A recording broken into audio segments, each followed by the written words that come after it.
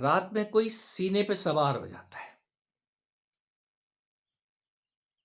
और ऐसा लगता है जैसे कि प्राण ही निकल जाएंगे। छटपटाहट होती है। क्या साधकों पे तंत्र का प्रयोग किया जा सकता है? क्या बुरी आत्माएं साधकों पे भी अपना प्रभाव डाल सकती हैं?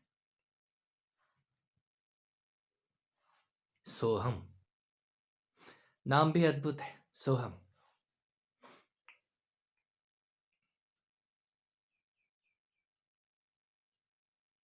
हो सकता है, हो जाता है, किया जा सकता है। ये मैं इसलिए कहता हूं क्योंकि मैं भुक्त भोगी हूं। सब कुछ हो सकता है। और आपको याद दिलाने के लिए, यदि शास्त्रों से कहूं तो भगवान आदि शंकराचार्य पर भी एक तांत्रिक ने उनको बलि चढ़ाने की कोशिश की थी, वो भी सर्वोच्च अवस्था में। आदि शंकराचार्य, मैं उनको परम योगी कहता हूं। मेरे आदर्शों में भी एक आदर्श वो है। कोई तो बात है। और इसके बाद एक नहीं, बहुत सारे उदाहरण दे सकता हूं। आधुनिक रजनीश, जो अपने आप को भगवान संबोधित करने लग गए थे कि मैं भगवान हूं। निसंदेह वो भगवान थे। आप भी भगवान हैं। वो भी कहते थे, मैं भी कहता हूं। यहां सभी भगवान ही हैं। लेकिन भगवान ही भगवान के ऊपर ये सब क्या हो रहा है, जानने योग्य है। इस खेल को जितना आप नजदीक से देखेंगे उतने ही उलझते चले जाएंगे।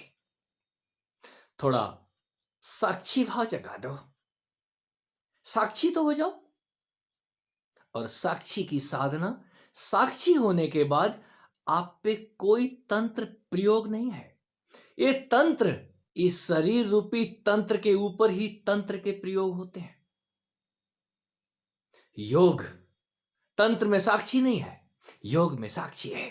आप योग जगा लो और जो योग योग को जगाने में, जानने में सफल हो जाते हैं, अपने इस तंत्र से अलग हो जाते हैं। फिर इस तंत्र का कुछ भी हो जाए, उन पे कोई फर्क नहीं पड़ता। फर्क बीच में पड़ता है जब आप इसको पकड़े हुए हैं। इसको कुछ हो ना जाए। मेरा कोई गला दबा रहा है, मेरी तो जान निकली जा रही है, जान तंत्र की निकल रही है। ये सांसें इस तंत्र की, इस तन की डावाडोल हो रही हैं और आप हिल रहे हैं। जानने योग्य है इस तंत्र के अंदर क्या कुछ चल रहा है, जानने योग्य है। अगला सवाल, हमने सुना है वीर्य का ऊर्ध्वगमन होता है। आप कुछ बता सकते हैं? सब कुछ बता सकता हूं, लेकिन आप हिम्मत कितनी जुटाएंगे? चलना कहां चाहेंगे? ये जलने का मार्ग है। जो जलना चाहते हैं उनके लिए यह मार्ग था और है। ये बाहर के हवन कुंड, आपके अंदर भी वही हवन कुंड काम करता है। वो ऊर्जा, वीर्य। वीर्य नाम से आप नाक भौंसी कोड़ते हैं और कुछ तो आंखें ही बंद कर लेते हैं। कारण क्या है? बड़ा बुरा लगता है। बीरज, वीर्य का पर्यायवाची ऊर्जा भी है, एनर्जी। वो एनर्जी ही उठती है ऊपर को। वो एनर्जी ही आपके शरीर में शक्ति है। वही शक्ति उस वीर्य को गति देती है।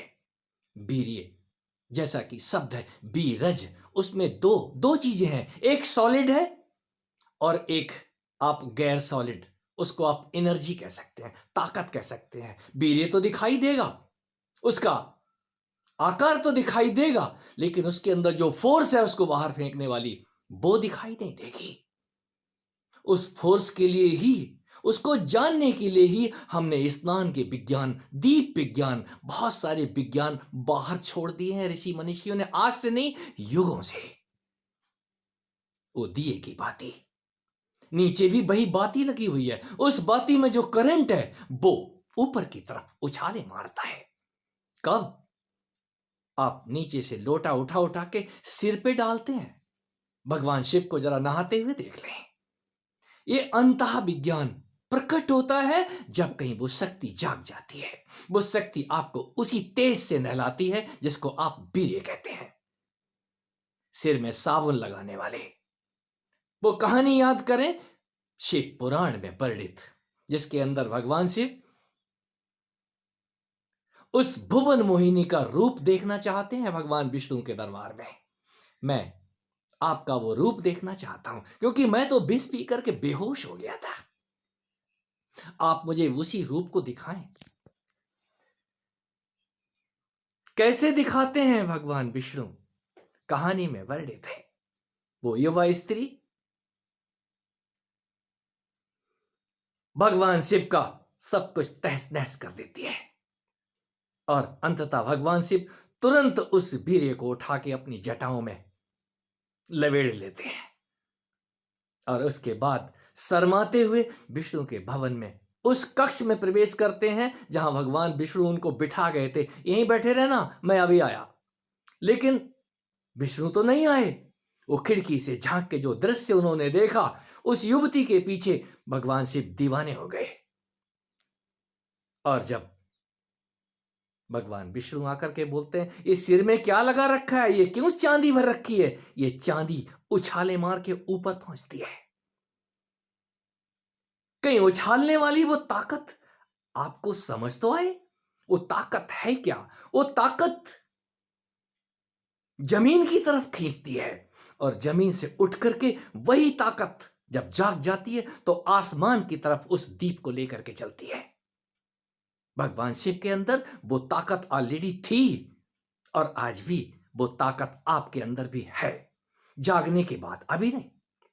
जब वो जाग जाती है तो उसी एनर्जी को, वही एनर्जी उठा के वो नीचे इस भूमि पर नहीं गिरने देती। यदि भूमि पे गिरा, ये आपका वीरज, ये वीर्य यदि जमीन पे गिरा तो शुक्र शनिचर पैदा होंगे। आज कारण क्या है? देवता दिखाई नहीं देते, कहां से दिखाई देंगे? शुक्र गिर रहा है इस भूमि पे तो शुक्र ही पैदा होंगे, शनिचर ही पैदा होंगे। कोई कोई उन्हीं में से जलने के बाद रवि हो जाता है, कोई रवि ही सोम की बात करता है। ये रहस्यमय वचन आपको समझ आते हैं उस योग की राह में, जब आप उस ऊर्ध्व रेता, ऊर्ध्व गति की तरफ गतिमान होने लग जाते हैं। और ये होता है। आखिरी सवाल, स्वामी जी आप स्पष्ट क्यों नहीं कहते?